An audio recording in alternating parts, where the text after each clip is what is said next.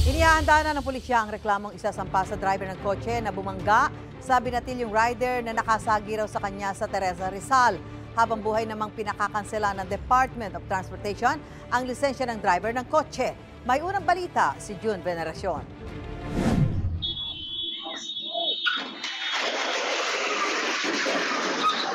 Nagpagulong-gulong sa kalsada ang rider na yan matapos banggain at halos araruhin ng isang kotse ang kanyang motorsiklo.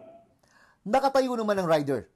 Doon na lumabas ang driver ng kotse, saka kinumpronta ang rider na isa pa lang 15 anyos na estudyante. Huwag ka tatakbo! Huwag ka tatakbo! Hindi pasensya lang. Huwag ka tatakbo! Bakit tumatakbo ka pa? Bakit tumatakbo ka pa? Nakasagi ka na, di ba tumatakbo ka pa?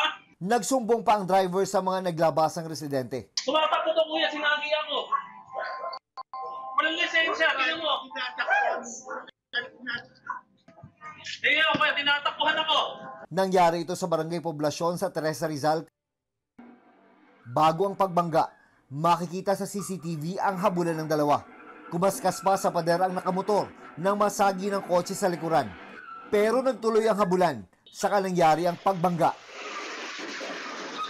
Ang mga residente roon na bahala sa ginawa ng driver. Hindi dapat yung po binangga kahit ginanong kayo.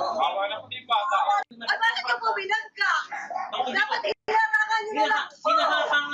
Hinahabol ko nga po siya. Ay, hinahabol ka nga rin namin. May mga bata rin dito, di ba? Napatay mo. Pagbahay ka. Pagbahay ka. Pagbilis na takbo mo na Ang kotse mo. Alam ko na. Umiingit pa nga gulong itong kotse mo eh. Grabe ka. Pusinahan ko po siya, tumatakbo tinakbuhan po ako. Grabe ka talaga. Ang isa sa mga nakasaksi, nakaramdam ng awa sa rider na papasok daw sana noon sa eskwela. Malayo pa po ako, kitang-kita ko na po yung pagbundol nung kotse dun sa motor na bata. Sira po yung kanyang uniform hanggang dito po. Galos. Opo, dito, tas may konti po sa gantua. Base sa investigasyon ng Teresa Municipal Police Station, unang nasagi ng motorsiklo ang kotse, pero hindi ito huminto kaya nagkahabulan. Matapos ang insidente, lumagda sa kasunduan ang ama ng biktima at ang driver ng kotse. Nasasagutin nito ang lahat ng gastos sa pagpapagamot sa estudyante at sira sa motorsiklo.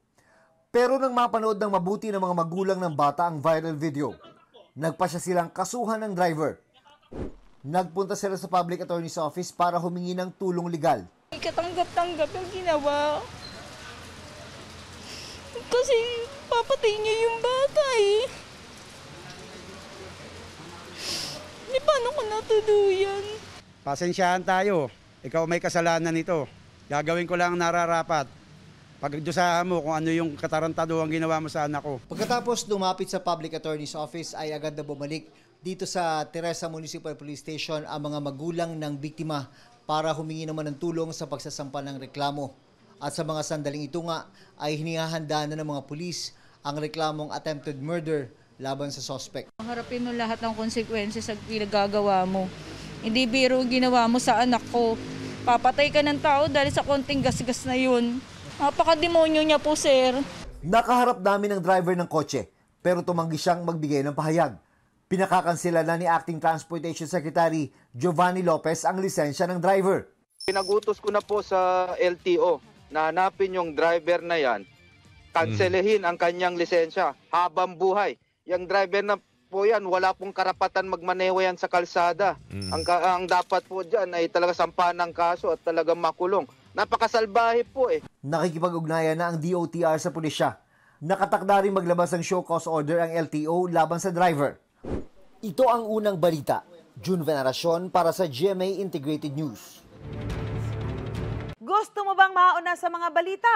Mag-subscribe na sa GMA Integrated News sa YouTube at tumutok sa unang balita.